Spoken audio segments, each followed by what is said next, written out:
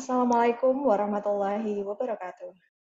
Selamat sore dan selamat datang di ASHOGI. Apa saja kutanya Himpunan Onkologi Ginekologi Indonesia. ASHOGI merupakan webinar online series yang diselenggarakan oleh HOGI dan menjadi wadah diskusi seputar permasalahan dan kasus-kasus terkait onkologi ginekologi. Alhamdulillah sore ini ASHOGI sudah memasuki serinya yang ke-83 dan tetap setia kembali bersama saya Dr. Hoirunisa sebagai host yang akan menemani sore Anda berbincang-bincang tentunya bersama ASHOGI. Dan tak lupa kami mengucapkan terima kasih banyak kepada rekan sejauh dokter, SPOG, ginekolog onkologi, serta para guru besar yang telah meluangkan waktunya untuk join mengikuti ASHOGI sore ini dan secara konsisten dari minggu ke minggunya. Selama kurang lebih 1 jam, kita akan sama-sama mendiskusikan satu topik, tentunya bersama para narasumber yang sudah pakar di bidangnya. Dan sebelum kita memulai diskusi kita pada sore hari ini, izinkan saya memperkenalkan terlebih dahulu narasumber dan moderator yang telah berkenan hadir pada sore hari ini. Yang pertama yaitu Dr. Gatot NAW, spesialis obstetri ginekologi subspesialis onkologi magister kesehatan. Beliau merupakan konsultan onkologi ginekologi dari Fakultas Kedokteran Universitas Pajajaran Bandung. Selamat sore, Dr. Gatot. Kita bisa. Sore, Dok. Dan narasumber kita yang kedua yaitu Dr. Franz Michel Marfewage, spesialis obstetri ginekologi subspesialis onkologi. Beliau merupakan konsultan onkologi ginekologi dari Fakultas Kedokteran Universitas Samratulangi Manado. Selamat sore, Dr. Franz. Sore, Dok. Sore, Dokter. Dan untuk moderator kita pada sore hari ini yaitu adalah Dr. Burham Warsito, spesialis obstetri ginekologi subspesialis onkologi. Beliau merupakan konsultan onkologi ginekologi dari Fakultas Kedokteran Universitas Gadjah Mada, Yogyakarta. Selamat sore, Dr. Burham. Oke, baik. Kelihatannya Dr. Burham sedang OTW join. Baik, untuk seluruh peserta yang hadir akan mendapat sertifikat beres KPID dan untuk kehadiran peserta akan tercatat secara otomatis sehingga peserta tidak perlu lagi untuk mengisi link absensi. Dan selama acara kami harapkan kepada seluruh partisipan ASOGI untuk dapat berinteraksi secara aktif dengan para narasumber kita dengan mengajukan pertanyaan secara langsung dengan menekan tombol raise hand terlebih dahulu atau dapat menuliskan pertanyaannya di kolom Q&A yang telah kami sediakan. Dan masih mengenai kanker serviks di bulan Agustus ini, sore ini kita akan melanjutkan perbincangan mengenai tata laksana kanker serviks pada stadium lanjut yang lokal. Namun sebelum kita beralih pada diskusi, saya akan mengundang terlebih dahulu Sekjen Hogi untuk memberikan sambutan sekaligus membuka acara ASOGI pada sore hari ini. Kepada Dr. Tovan Widiautami, Spesialis Obstetrik Ginekologi, Subspesialis Onkologi, kami persilahkan. Ya, baik. Terima kasih, Dr. Nisa. Ya, Bismillahirrahmanirrahim. Assalamualaikum warahmatullahi wabarakatuh. Yang saya hormati Profesor Dr. Senior ya sejawat dimanapun berada. Baik di sini saya lihat ya senior saya Dr. Burham, mudah-mudahan selalu sehat dokter. Kemudian di sini juga Dr. Gatot ya dari Bandung dan juga orang dari Manado ya. Jadi pertama-tama saya menyampaikan salam hormat dari Bapak Ketua Umum kita yang saat ini memang seyogyanya ingin membuka, namun ada beliau berhalangan ya, jadi insya Allah mudah-mudahan kita selalu dalam keadaan sehat walafiat ya, berlimpah barokah dari Allah Subhanahu Wa Taala. Ya, jadi untuk saat ini saya rasa tidak berlama-lama ya. Jadi tadi sudah disampaikan oleh Dr. Nisa bahwa bahasan kali ini adalah tata laksana kanker serviks stadium lanjut begitu ya. Kalau kita lihat secara terminologi biasanya locally advanced cervical cancer ya. Jadi ini memang salah satu strategi kita untuk eliminasi kanker serviks di mana khususnya dalam pilar pencegahan tersier begitu ya. Bagaimana kita mengetahui apa sih yang dimaksud dengan locally advanced cervical cancer, kemudian bagaimana strategi treatmentnya begitu ya, untuk mengurangi segala potensial komplikasi atau efek samping yang bisa terjadi pada beberapa intervensi treatment kita gitu ya. Alhamdulillah, jadi di sini sudah hadir pakar-pakarnya tentunya Dr. Gatot, Dr. Frank ya, dan nanti mudah-mudahan teman sejawat bisa menanyakan ya, baik yang non-onkologi maupun yang onkologi, apa sih perkembangan terbaru kita di sini, bagaimana kita lakukan apakah hysterectomy radikal dulu, atau misalkan bagaimana kita misalkan adakah peranan yang ajukan kemoterapi, bagaimana evidence-nya saat ini ya, kita tahu beberapa guideline ya, baik ESCO, ESMO, NCCN, dan seterusnya nanti mungkin akan dibahas ya. Kemudian satu hal yang mungkin kita harus semangati adalah bahwa kanker serviks ini sudah dinyatakan sebagai kanker yang dapat disembuhkan begitu ya. Jadi bukan saja jelas kalau potentially prevented, jadi preventable ya. Jadi artinya dapat dicegah itu sudah konsep lama ya, bahwa sangat highly potential preventable. Tapi yang saat ini sejak 2018 bahwa dinyatakan cervical cancer itu adalah sebagai curable atau treatable cancer. Jadi mudah-mudahan bisa betul-betul bukan hanya remisi tapi betul-betul sembuh ya, tentu dengan strategi pencegahan tersier yang lebih tajam begitu ya. Jadi mungkin beberapa strategi peraturan Menteri Kesehatan sudah menyatakan mungkin 2027 maksimal kita akan melengkapi pesawat radiasi dimanapun berada, tapi mungkin itu bukan segalanya juga, walaupun itu memang sangat penting dalam tata laksana terutama pada locally advance ini, bagaimana suatu backbone ya, jadi brachytherapy itu suatu backbone, bagaimana strategi pada low resource, nanti mungkin akan dibahas ya. Sekali lagi mungkin terima kasih banyak. Saya dalam hal ini mewakili seluruh pengurus ya, baik dari ketua sampai jajarannya. Mudah-mudahan ASOGI ini serius tapi santai akan menjadi suatu wadah ya, baik dalam hal kita brainstorming ilmiah maupun hal-hal yang update dalam hal pelayanan di lapangan sesuai dengan muatan lokal ataupun value base yang teman-teman miliki ya. Terima kasih banyak. Saat ini kami mendapatkan informasi Dr. Gatot, Dr. Frank, Dr. Burham bahwa saat ini kita terdaftar 378 partisipan. Luar biasa ya. Kita sejak Desember 2021 peserta kita hampir 500 ya. Jadi alhamdulillah.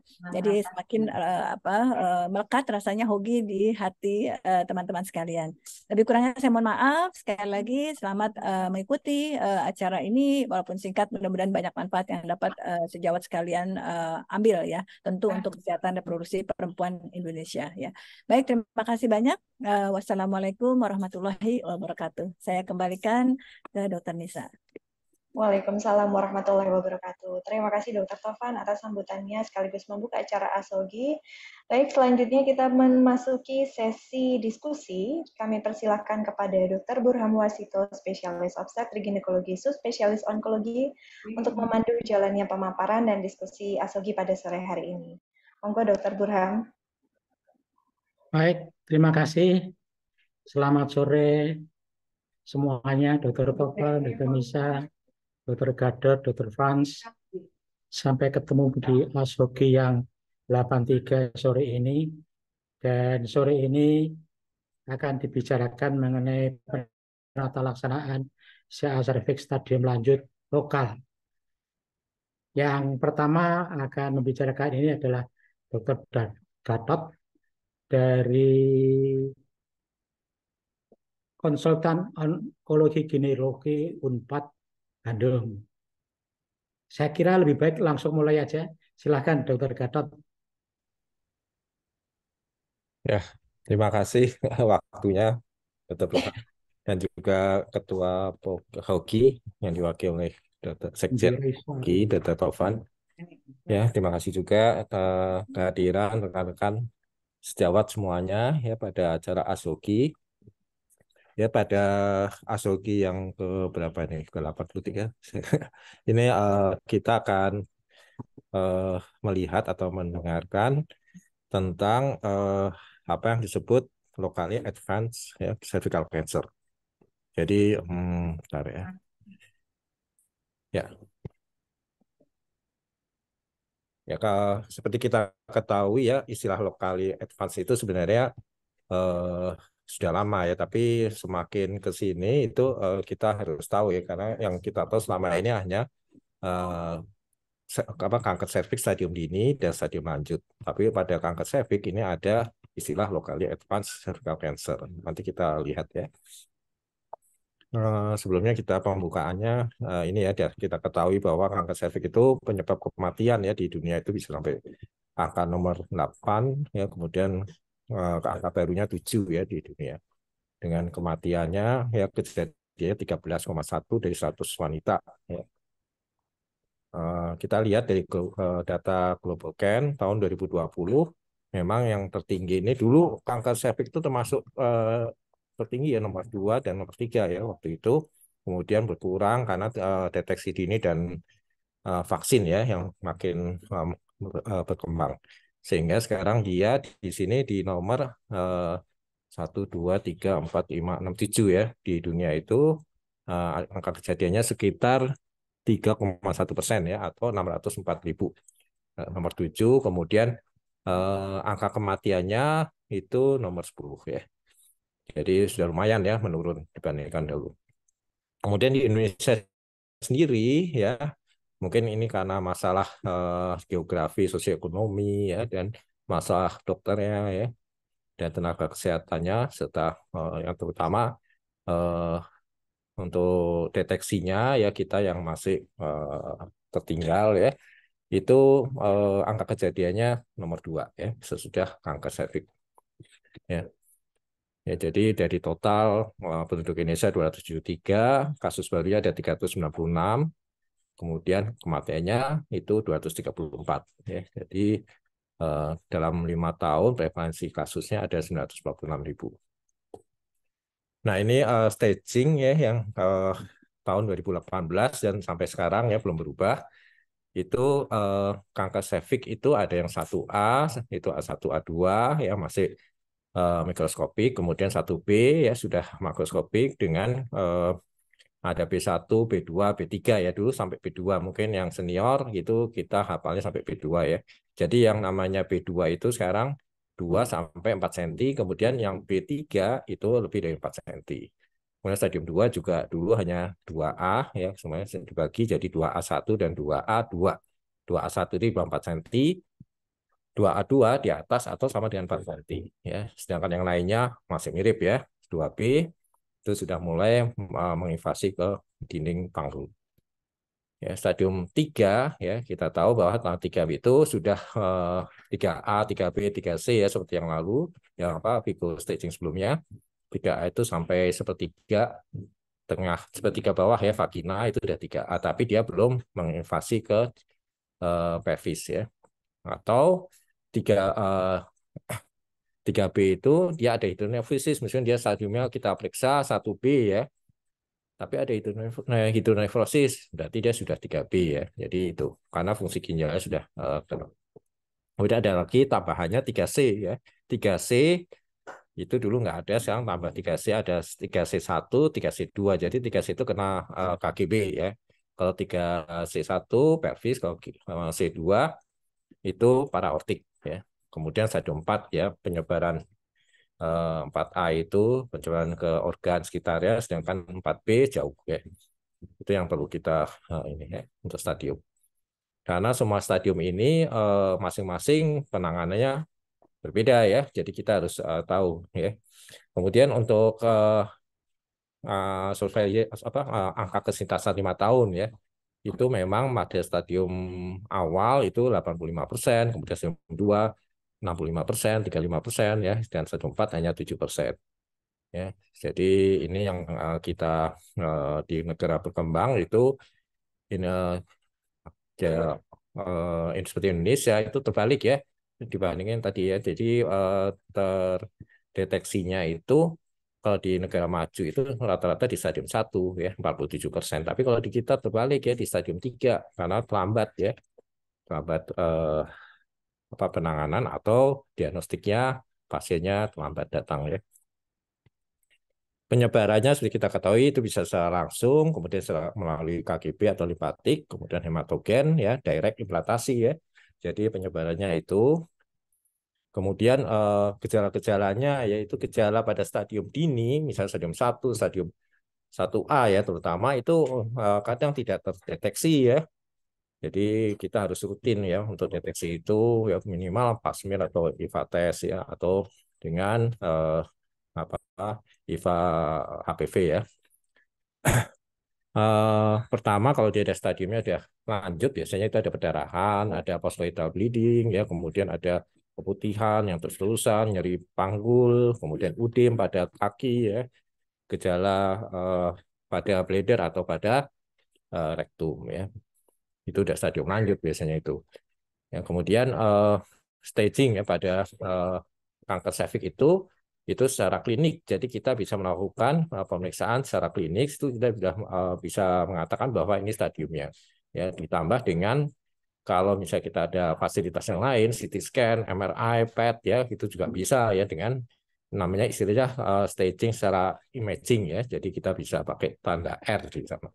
Atau kalau sudah operasi pakai tanda P ya, misalnya 3AP itu berarti secara patologi ya dari operasi. Jadi staging itu di situ. Kalau dulu itu meskipun dia sudah dioperasi sudah ada SP, tetap stadium itu tetap 1B ya. Tapi sekarang enggak ya. Jadi kalau misalnya nanti operasi ternyata positif di parametrium, berarti dia sudah 2B ya. Kemudian pemeriksaannya yang harus wajib dilakukan ya, dan ini selalu dilupakan oleh teman-teman kita ya, termasuk onkolog juga ya. Jadi spekulum ya itu wajib ya, setiap wanita yang melakukan pemeriksaan ginekologi wajib dilakukan pemeriksaan spekulum, karena kalau kita melakukan pemeriksaan dalam aja manual kadang sensitivitasnya beda ya. Ada yang apalagi dengan 2 handscoon ya, ada benjolan kecil tidak akan teraba ya. Oleh karena itu kita perlu melakukan pemeriksaan spekulum ya, itu paling penting ya untuk diagnostik ya. Nah ini salah satu kanker serviks yang lokal advance ya, jadi dia mengenai serviks tapi dia ukurannya sudah lebih dari 4 cm. Nanti akan dijelaskan ya lokal advance itu apa. Pada Vigo yang terbaru 2018 ya, itu sama ya di 2020 bahwa yang disebut locally advanced cervical cancer ya, jadi cervical cancer sebenarnya yang stadiumnya sudah masih di sana ya di daerah cervix, tetapi disebut advance karena apa? Karena ukurannya besar, tapi dia belum menyebar ke parametrium, ke kelenjar atau belum menyebar ke jauh ya. Itu sebutnya locally advanced cervical cancer. Tetapi pasien ini tidak bisa dioperasi karena apa? Ya masalahnya banyak ya. Pertama, tumornya besar ya, itu merupakan resiko yang sangat besar terjadinya recurrent ya.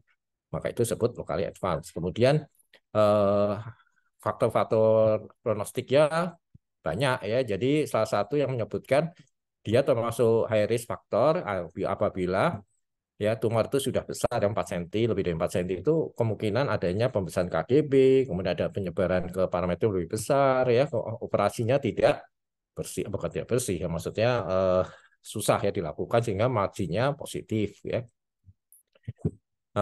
Ini biasanya terjadi pada tumor-tumor dengan ukuran lebih dari 4 cm ya, itu kemungkinan besar high risk factor. Kemudian adanya FVSI yang positif ya, biasanya 4 cm ke atas itu FVSI-nya positif ya. Kemudian juga mengenai sepertiga serviks stromanya itu sudah terinvasi sehingga ada penyebaran di sana. Nah, untuk treatmentnya nanti akan dibicarakan oleh Dr. Frank ya.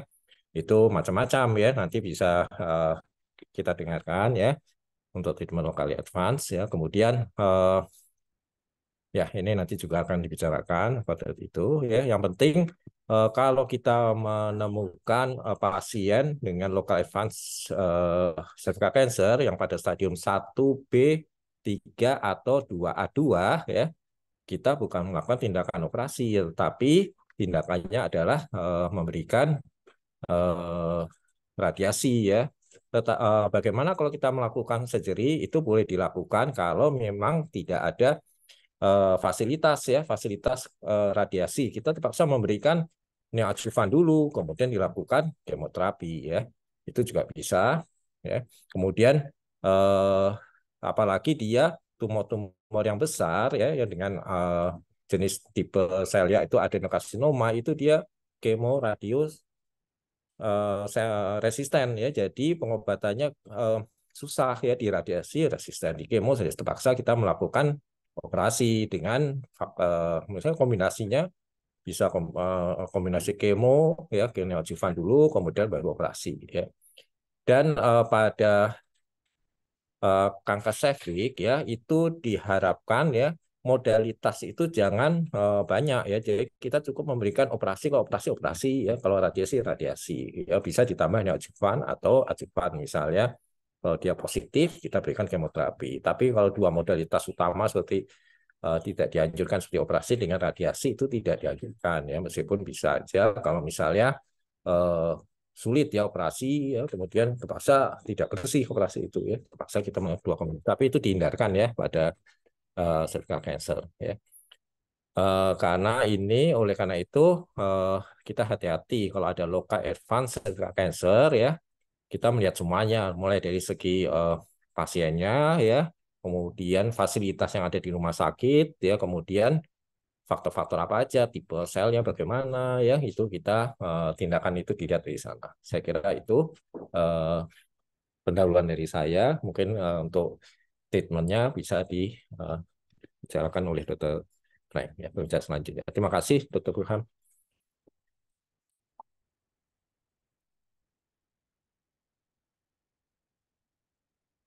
Masih di mute, Dok. Dr. Burhan masih di mute. Dok. Dr. Burhan, mic-nya masih mute, Dok.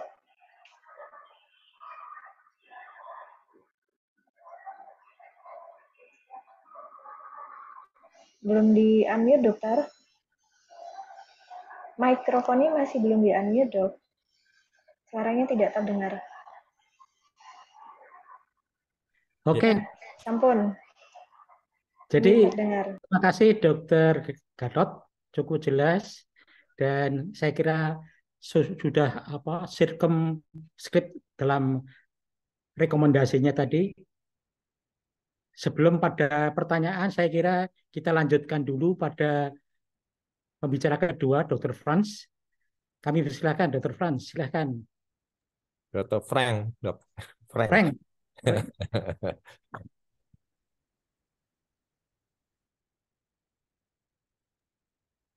Ya, terima kasih Dokter Burham. Izin share screen.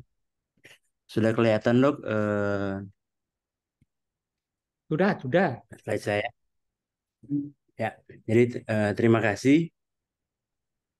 Pertama-tama terima kasih buat Hogi, Dr. Tovan sebagai Sekjen Hogi, juga Dr. Rahmana sebagai Ketua Hogi yang mempercayakan saya pada sore hari ini untuk menyampaikan atau berbagi sedikit mengenai penanganan locally advanced cervical cancer atau kanker serviks stadium lanjut lokal. Jadi saya di sini diberi kesempatan untuk tampil bersama guru saya, Dr. Gatot. Izin dok, kalau misalnya ada salah mohon dikoreksi dok. Ya lanjut. Langsung Jadi aja deh saat ini dokter. kita tadi sudah disampaikan sangat bagus oleh Dr. Gatot mengenai diagnostik. Jadi memang sebagai pendahuluan teman-teman kita ketahui bersama bahwa kanker serviks ini masih merupakan masalah besar bagi kita.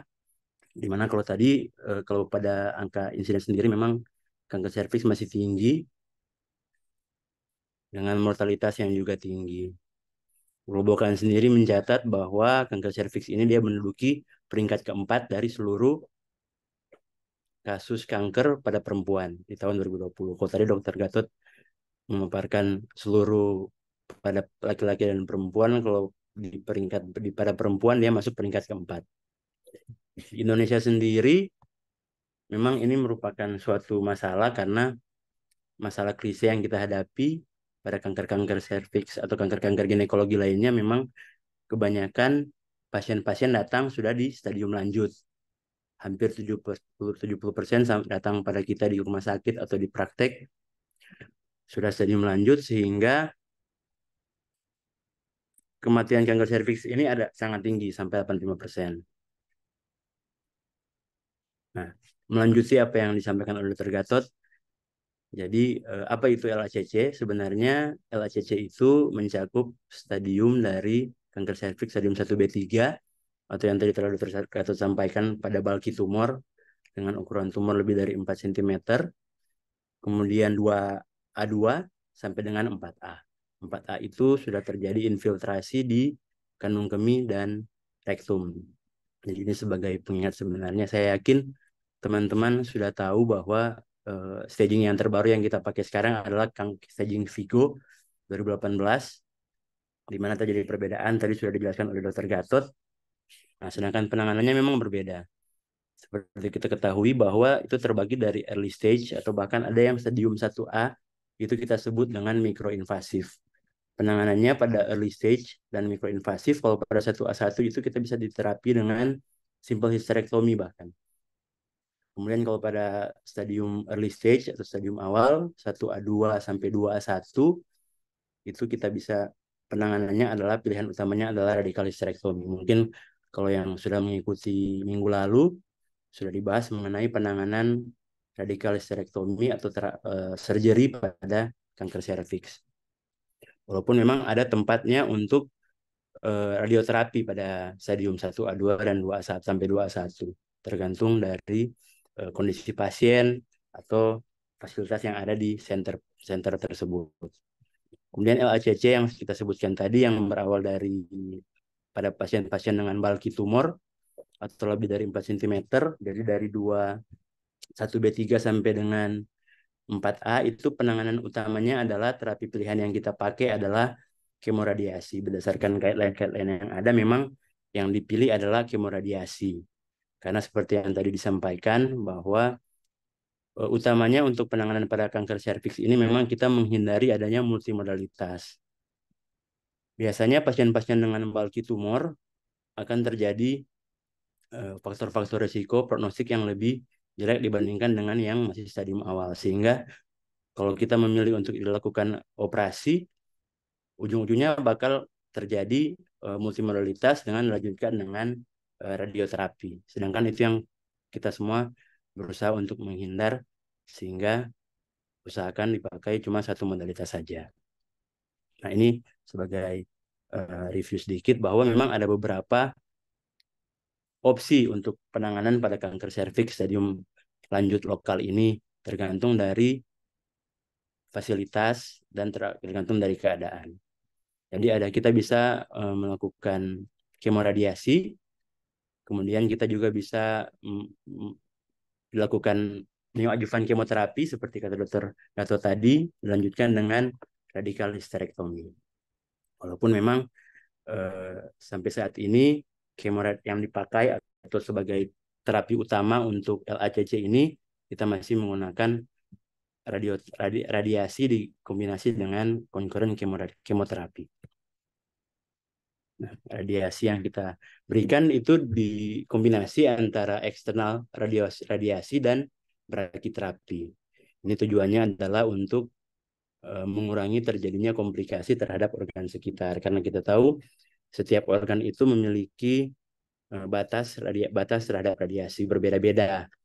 Kalau misalnya kita langsung lakukan dengan eksternal radioterapi saja, ditakutkan akan terjadi efek samping ke organ sekitar dari uterus itu sendiri, seperti bagian depan ada VU, vesika urinaria, dan bisa terjadi juga di rektum, efek samping. Jadi kita gabung kombinasi dengan brakiterapi.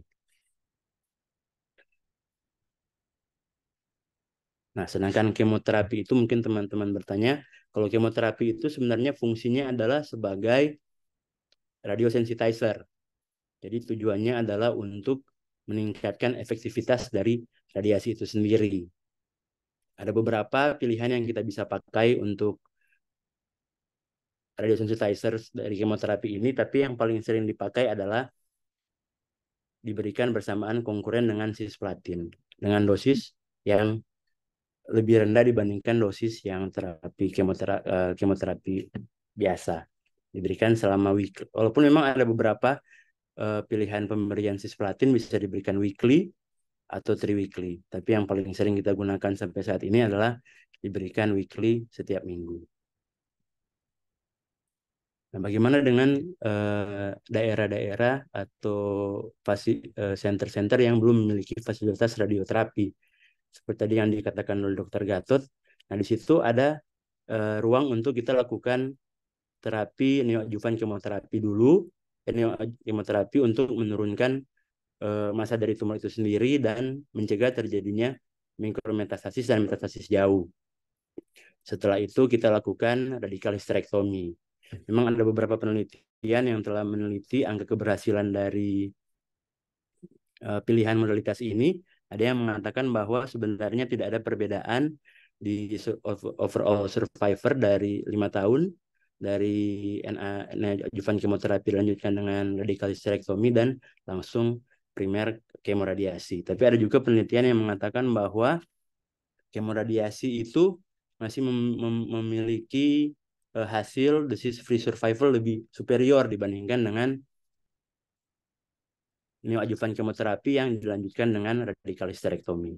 Jadi memang yang dipakai masih sebagai pilihan primer adalah pilihan utama adalah yang lebih tinggi adalah kita menggunakan kemoradiasi.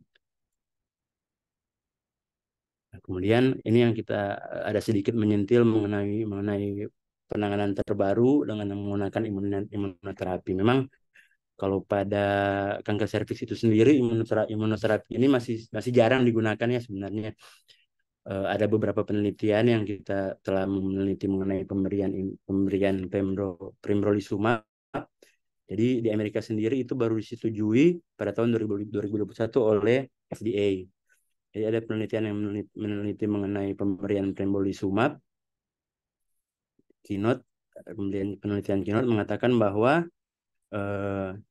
progression free dan overall survival itu sebenarnya meningkat lebih signifikan dibanding pasien-pasien yang tidak diberikan terapi imunoterapi ini. Khususnya diberikan pada pasien-pasien CA cervix yang persisten, rekuren atau metastasis. Kemudian ada juga penelitian mengenai pembelian durvalumab dari Kala, walaupun memang hasilnya sebenarnya belum memberikan hasil yang lumayan bagus ya. Jadi dari hasil ini sendiri tidak ada peningkatan secara signifikan pada pemberian ini dibandingkan dengan kemoradiasi pada LACC. Kemudian penelitian yang terakhir mengenai pemberian atezolizumab, akan tetapi penelitian ini sebenarnya masih berlangsung, jadi kita belum bisa mengetahui hasil dari pemberian imunoterapi ini. Nah, ini ada algoritma tata laksana kanker serviks menurut Vigo 2018. Jadi seperti yang dikatakan tadi, bahwa pada mikroinvasif kita bisa memilih untuk melakukan tindakan histerektomi simple. Kemudian pada early stage bisa kita pilih lakukan radikal histerektomi, dan pada stadium advance lokal itu bisa diberikan radioterapi, kemoradioterapi sebagai terapi utamanya. Ya, terima kasih dokter.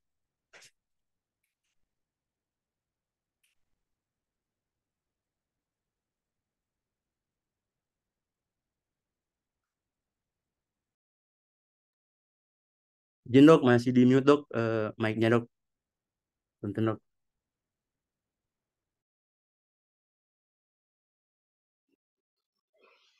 Dokter Burhan, mic-nya masih mute, dok. Oke, Nah, sampun, dok. ya. Ya, terima kasih Dr. Frank. Jadi kita sudah melihat bahwa beberapa masalah mungkin muncul pada kasus-kasus yang dihadapi kolega kita di daerah, khususnya daerah yang belum ada radioterapi. Nah, oleh karena itu mungkin akan banyak pertanyaan, dan untuk itu kami persilahkan kolega di ASHOGI yang 83 ini untuk bisa mempertanyakan apa saja kendala yang mungkin ada atau mungkin pengalaman yang terjadi di daerah dan selanjutnya. Mungkin selanjutnya nanti akan ada ya antara Dr. Gatot, Dr. Frank, ya kita bisa apa istilahnya, kemungkinan-kemungkinan yang bisa dilakukan di daerah yang memang belum memenuhi persyaratan sesuai dengan penata laksanaan yang sesuai. Silakan, siapa dulu yang akan memulai?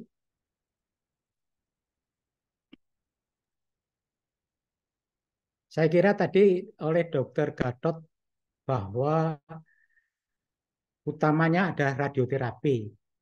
Tetapi kalau radioterapi tidak ada, bisa diajukan neoadjuvan, surgery, atau operasi itu. Cuma kita masih belum banyak informasi follow up-nya setelah itu bagaimana itu. Kira-kira Ya, gimana Dr. Gatot? ya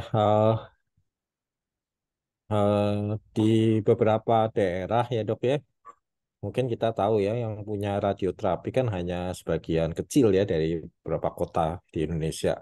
Ya, jadi dan meskipun sudah ada fasilitas radiasi, radioterapi, tapi juga ada masalah. Biasanya pesawat yang rusak, ya, mesinnya rusak, kemudian antriannya lama, ya, macam-macam lah masalah utama di Indonesia itu. Ya, sehingga beberapa teman kita atau ini pun sudah dilakukan penelitian ya di beberapa daerah bahwa eh, apapun ya, yang penting kita bisa melakukan tindakan pengobatan pada kanker serviks ya dengan beberapa modalitas ya. Misalnya dia itu stadiumnya stadium advance ya, misalnya 2B ya, yang mungkin itu hasilnya kurang begitu bagus kalau kita lakukan operasi ya. Jadi kita berikan dahulu kemoterapi ya 3 siklus ya full dose ya, kemudian baru dilakukan tindakan operasi, tapi dengan syarat dia tidak resisten ya. Misalnya kita kasih 3 bulan kemudian terjadi pembesaran ya, mungkin tidak bisa dilakukan operasi ya. Ya, jadi kita harus rubah kemonya kalau misalnya memang itu, atau kita rujuk ke fasilitas yang ada radioterapi. Jadi masalah dia apakah nanti keberhasilannya rekannya bagaimana? Ya memang kalau survival rate itu tetap sama ya, angka kesintasan 5 tahun. Ya pada kanker serviks yang stadium lanjut, yang stadium 4 itu hanya 7%, stadium 3 itu 30% ya, kemudian stadium 2 sekitar 60 sampai 80 ya, tetap sama itunya ya. Jadi tidak akan memperbaiki lah itu ya. Hanya mobilitasnya berkurang ya dengan adanya tumor itu kita angkat ya, apa masalah-masalah komplikasi seperti sulit BAK, BAB, kemudian mual muntah atau terjadinya ilius ya, itu mobilitasnya berkurang lah dengan adanya itu. Saya kira itu aja. Mungkin ada tambahan Dr. Frank. Silahkan Dr. Frank kalau ada tambahan. Ya dok, memang ingin menambahkan dok. Jadi kalau di daerah itu salah satu masalah yang khususnya di Manado dok yang kami dapatkan bahwa untuk radioterapi itu adanya kekurangan dari brakiterapi itu sendiri, Dok. Jadi walaupun adanya fasilitas radioterapi, tetapi belum bisa diberikan penanganan radioterapi yang maksimal karena ada kekurangan dari brakiterapi. Kan tetapi memang dari radioterapi di Manado itu ada beberapa cara mereka untuk mengakali. Jadi diberikan vaksinasi yang berbeda, Dok, dibandingkan dengan rencana yang awal yang tadi diberikan. Jadi mungkin hipervaksinasi sehingga bisa mengakali untuk mengurangi terjadinya komplikasi terhadap organ sekitar, dan tetapi dosis yang diharapkan dapat maksimal. Itu memang kelemahan yang ada di daerah, Dok. Kalau zaman sebelum ada radioterapi ya modalitas yang kami pakai ya memang lebih ke arah neoadjuvan kemoterapi diikuti dengan histerektomi, khususnya pada stadium 1B3 atau 2A2. Kalau memang sudah 2B, ya mau tidak mau kita edukasi bahwa pasien harus dirujuk ke fasilitas yang ada, fasilitas radioterapi, Dok. Seperti itu, Dok. Ya, baik. Ya, memang ini suatu kendala atau masalah yang kita hadapi bersama. Tapi melihat tadi bahwa insidensnya masih tinggi dan juga angka kematiannya masih tinggi, khususnya di antara negara-negara yang sekitar kita, ya kita berusaha semaksimal mungkin. Nah, tadi neoadjuvan itu kan bisa juga, tadi bisa radioterapi, bisa juga kemoterapi. Kalau kalau radioterapi itu berapa seri kita berikan, berapa radium yang kita berikan neoadjuvan sebagai neoadjuvan.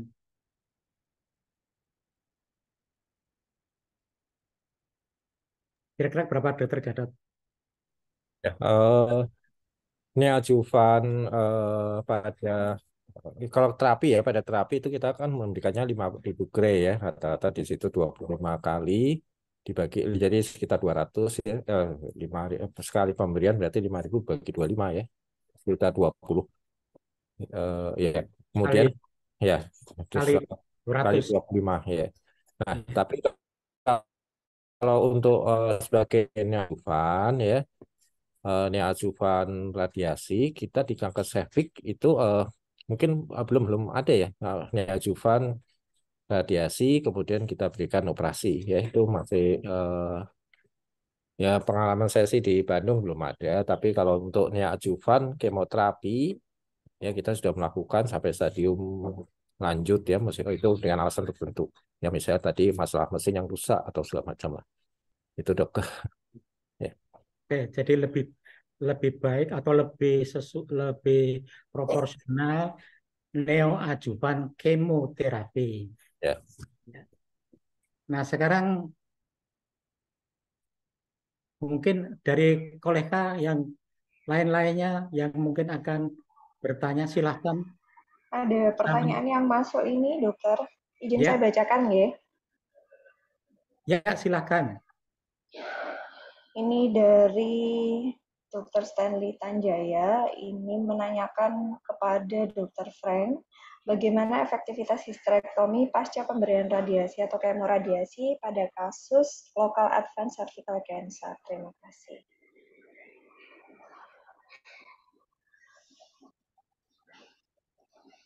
Monggo Dr. Frank mungkin bisa dijawab untuk Ya, terima pertanyaannya. kasih, Dok. Jadi kalau pertanyaannya apakah ada tempat histerektomi setelah pemberian radiasi atau kemoradiasi pada LHCC. Jadi ada beberapa penelitian yang mengatakan bahwa sebenarnya tidak ada keuntungan kita melakukan histerektomi pada pasien-pasien yang setelah selesai lakukan kemoradiasi. Kan tetapi memang jika terdapat residu atau relapse masih ada tempat untuk dicoba dilakukan salvage hysterectomy istilahnya, Dokter.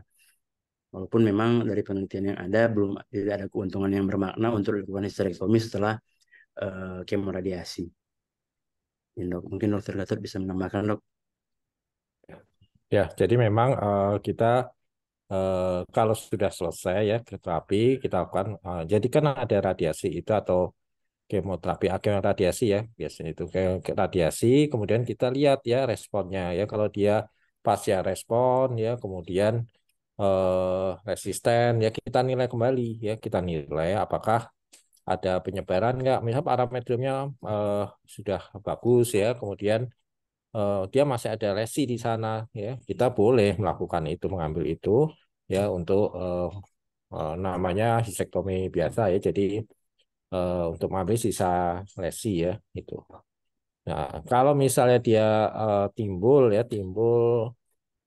recurrent ya, kita juga ada itu ya melakukan pemeriksaan secara komplit ya. Kalau dia hanya lokal aja, kita bisa melakukan eksentrasi ya. Kalau misalnya terkena vesikanya ya, pelengketan di sana, kita eksentrasi anterior. Kalau ke posterior, ke rektum, kita bisa eksentrasi posterior. Itu kalau terjadi recurrent ya, atau ya recurrent pada nafas cervix. Ya. Baik, masih ada lagi yang dari kolega kita dari luar? Ada dok, ini yang masuk di kolom Q&A. Ini ada dari Dr.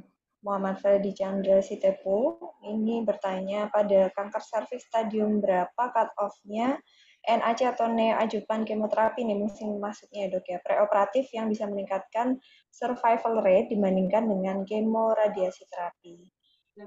Kemudian yang pertanyaan kedua, apakah serviks stadium 1A yang dilakukan radioterapi itu memiliki free disease atau survival rate yang sama dengan radical hysterectomy? Oke, ini menanyakan dua pertanyaan ya dok ya. Baik, monggo silakan dokter, mungkin mau dokter Frank atau dokter Gatot dulu yang ingin menjawab. Izin dok, izin menjawab dok.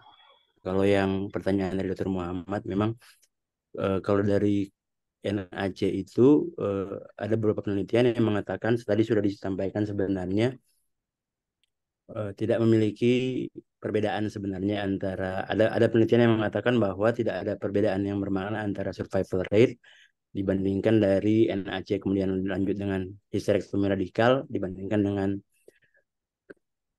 kemoradiasi. Tapi ada juga yang kemoradiasi itu sendiri memiliki angka yang lebih superior dibandingkan pada NAC dilanjutkan dengan radikal hysterektomi. Memang itu merupakan pilihan utama kita pada penanganan LACC, yaitu dengan kemoradiasi.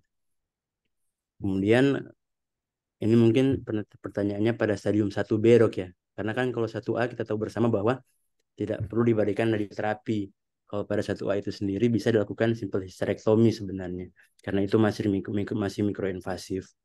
Sedangkan pada 1B memang dari penelitian yang ada tidak ada perbedaan sebenarnya yang bermakna dari free disease atau survival rate pada radikal hysterektomi dengan kemoradiasi. Terima kasih dokter. Izin dokter Gatot ada. Ya.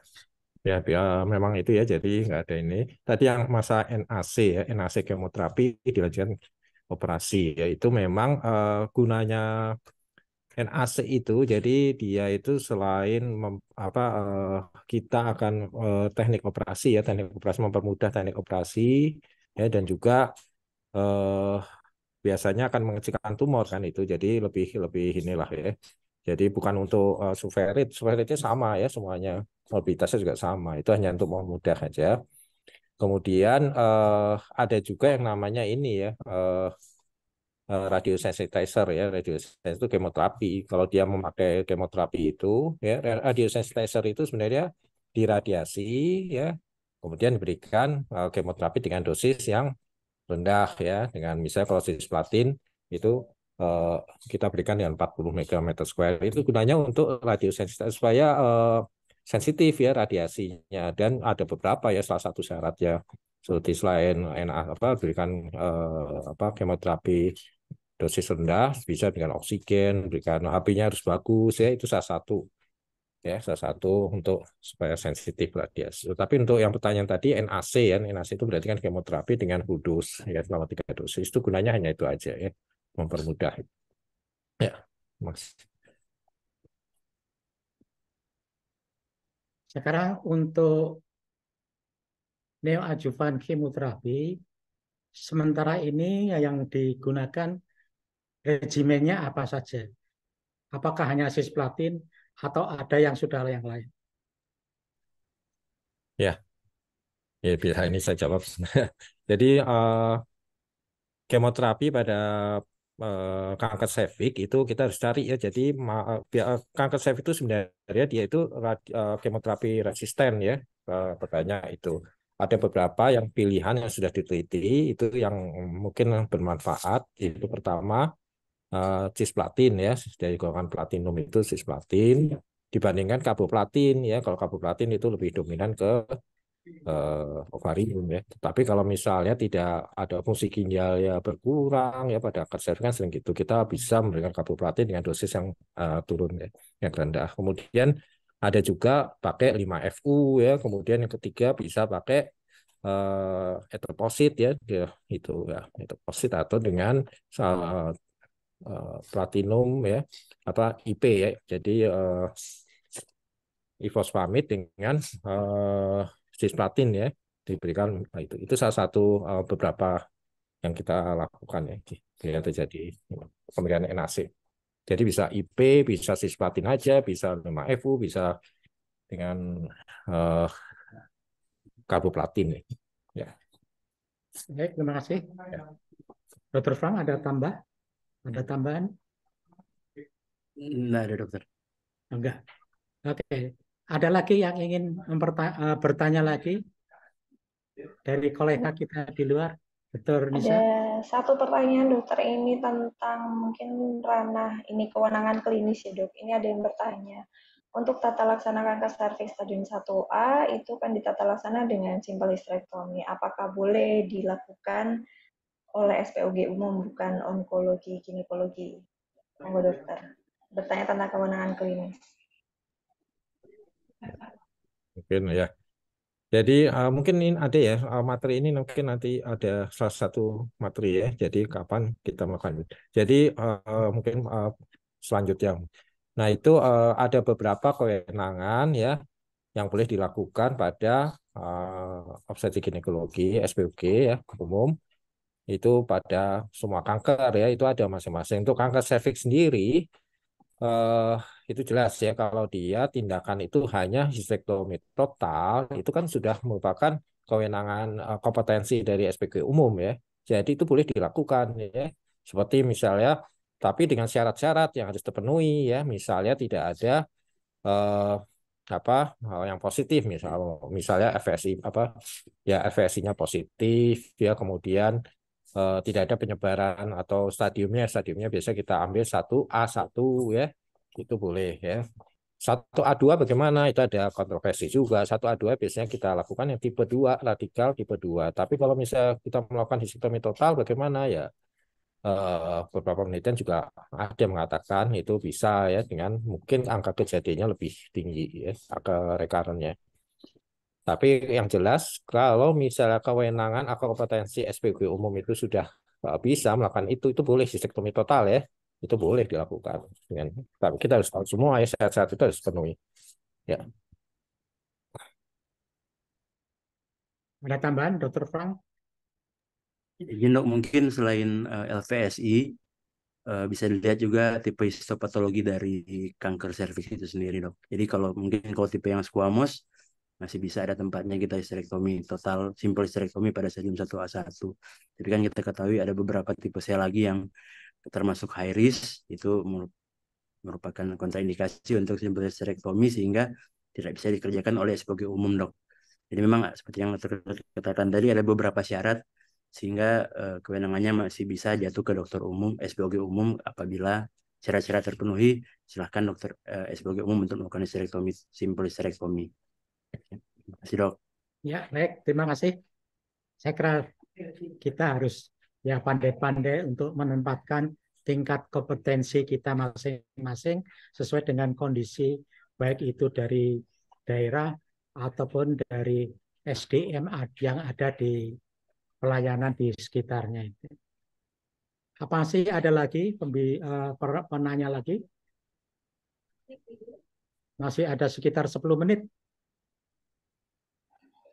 Ini ada pertanyaan terakhir, Dokter. Ini tapi menanyakannya lebih ke teknik, mungkin teknik operasi ya. Ini bertanya, selamat sore Dokter, izin bertanya, bagaimana perbedaan histerektomi radikal dan histerektomi total dengan limfadenektomi? Udah cover udah. Monggo silakan. Jadi mungkin pertanyaannya perbedaan histerektikal dengan histerektomi total. Iya. Jadi memang kalau limfadenektomi itu kan merupakan suatu tindakan yang berbeda ya dok ya. Kalau perbedaan dari radikal dengan total atau simple histerektomi itu memang perbedaannya dari radikalitas operasi itu sendiri. Kalau pada histerektomi radikal yang kita ambil itu sampai ke parametrium lateral, anterior dan posterior karena untuk mencari radikalitas dari operasi sehingga tidak ada sisa dari sel-sel kanker di organ yang kita angkat. Jadi perbedaannya ada beberapa teknik yang berbeda seperti kalau pada rotundum kita lakukan insisi di pangkal rotundum, kemudian pada uterina kita ligasi di daerah di paling ujung, bukan di yang di pas ya, di uterus. Jadi perbedaannya di situ, dokter. Memang ada beberapa tanggapan yang salah bahwa histerektomi radikal dengan swapping ovarektomi itu sebenarnya perbedaannya hanya kita lakukan pengangkatan KGB, yang satu tidak. Jadi ada misinterpretasi dok ya. Jadi sebenarnya ada perbedaan yang cukup signifikan. Jadi kan ada beberapa klasifikasi histerektomi itu sendiri dari tipe A, B, sampai tipe yang total eksentrasi. Itu dokter, mungkin dokter bisa menambahkan. Tambahan.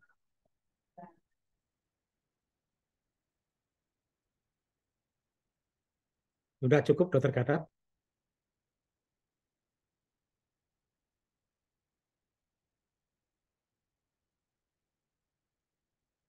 Saya kira juga sudah cukup jelas tadi. Nah, Ada dokter Gatot? nggak ada. Ya, cukup aja. Terima kasih.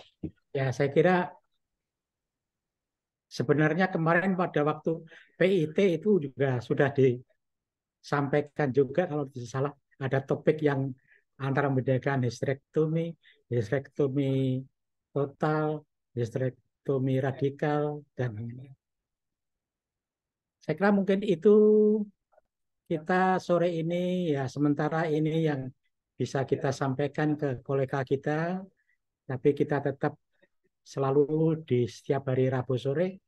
Mungkin kalau toh ada pertanyaan-pertanyaan bisa, kalau tidak bisa terjawab di sini bisa langsung, bisa juga ke alamat-alamat yang lebih lebih kompeten untuk menjawab lebih luas. Gimana Dokter Nisa? Ya, sampun Dokter, pertanyaannya sudah habis terjawab semua. Ya, kalau gitu sekali lagi kami mengucapkan terima kasih kepada Dokter Gatot dan konsultan onkologi genealogi dari Universitas Pajajaran Bandung. Yang kedua Dokter Frank dari konsultan onkologi genealogi Universitas Samratulangi Manado. Kembali ke Dokter Nisa, Dokter Putun, dan tidak lupa kepada Dokter Brahmana kami ucapkan terima kasih, selamat sehat dan selamat semangat terus untuk ya meneruskan program-program ini. Sekian, terima kasih. Assalamualaikum warahmatullahi wabarakatuh. Kembali ke Dokter Nisa. Waalaikumsalam. Waalaikumsalam warahmatullahi wabarakatuh. Baik, cukup padat dan interaktif diskusi kita sore hari ini. Kami ucapkan terima kasih banyak kepada seluruh narasumber dan moderator, Dr. Gatot, Dr. Frank, dan Dr. Burhan. Terima kasih sudah menyempatkan waktunya dan sedekah ilmunya. Terima kasih. Tidak terasa 1 jam kita sudah berdiskusi, sampailah kita di akhir acara, dan semoga pembahasan kita pada Asogi sore ini membawa banyak manfaat. Kami ucapkan terima kasih atas perhatian dan atensi seluruh partisipan Asogi, dan untuk sekilas info, pada bulan Desember nanti, Hogi akan menyelenggarakan INASMIT, INASCO Scientific Meeting yang kedua di Surabaya. Saya izin share sebentar. Jadi nanti akan diselenggarakan di Hotel Westin dan Four Point di Surabaya pada tanggal 9 sampai 12 Desember, di mana ada 2 acara yang tanggal 9 sampai tanggal 10 itu ada lecture, simpo, dan video session. Kemudian tanggal 11 sampai tanggal 12 Desember kita ada workshop, ada 2 workshop, yaitu workshop manajemen lesi prakanker dan workshop ginekologi. Dan jangan lupa untuk mengikuti, karena early bird registrasinya akan dibuka sampai 30 September 2023, dan kami juga membuka kesempatan untuk free paper dan video competition. Baiklah, jangan lupa untuk kembali mengikuti seri ASHOGI ke-84 pada Rabu depan dengan tema peran operasi les radikal pada kanker serviks, pukul 15.30 waktu Indonesia bagian Barat, tanggal 16 Agustus. Dan sampai jumpa di ASHOGI seri berikutnya. Kami undur diri. Wassalamualaikum warahmatullahi wabarakatuh. Waalaikumsalam. Terima kasih, Dok.